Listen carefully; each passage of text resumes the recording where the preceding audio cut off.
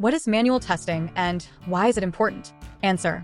Manual testing is the process of manually executing test cases without using any automation tools. It is important because it allows for the detection of bugs or defects that automated testing might miss.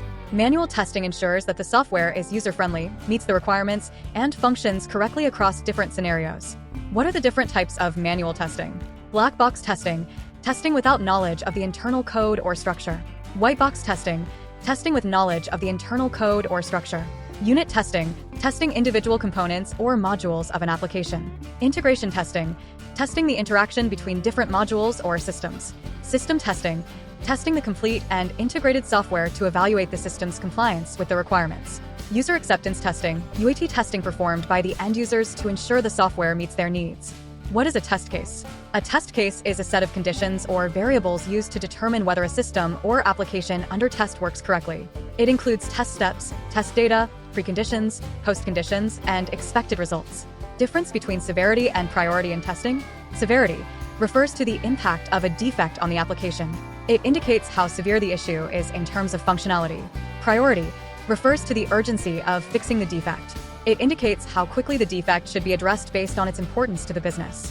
What is exploratory testing? Exploratory testing is an informal testing technique where the tester actively explores the application without predefined test cases. The tester interacts with the software to discover defects, understand its behavior, and learn more about it in an unstructured way. How do you handle a situation where you find a defect that is not reproducible? Document the exact steps taken when the defect was first observed. Attempt to reproduce the defect with different inputs, configurations, or environments. Collaborate with developers or other testers to understand any potential underlying issues. Mark the defect as intermittent if it cannot be consistently reproduced, but continue to monitor it during further testing. What is the difference between functional and non-functional testing?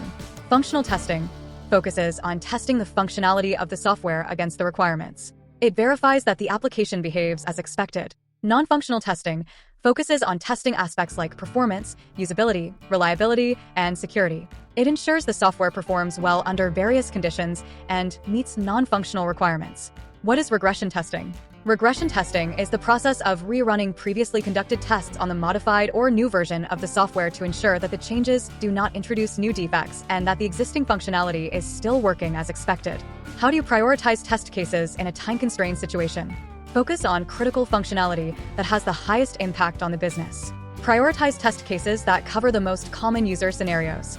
Consider the severity and priority of the defects. Test high-risk areas where recent code changes have been made.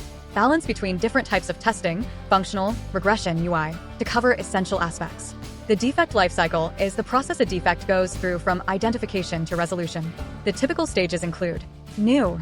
The defect is identified and logged. Assigned. The defect is assigned to a developer or team for fixing. Open. The developer is working on fixing the defect. Fixed. The defect is fixed and ready for retesting. Retest. The tester retests the defect to verify the fix. Closed. The defect is verified and closed if the fix is successful. Reopened. The defect is reopened if it still exists after the fix. Deferred. The defect is deferred for future releases if it's not critical.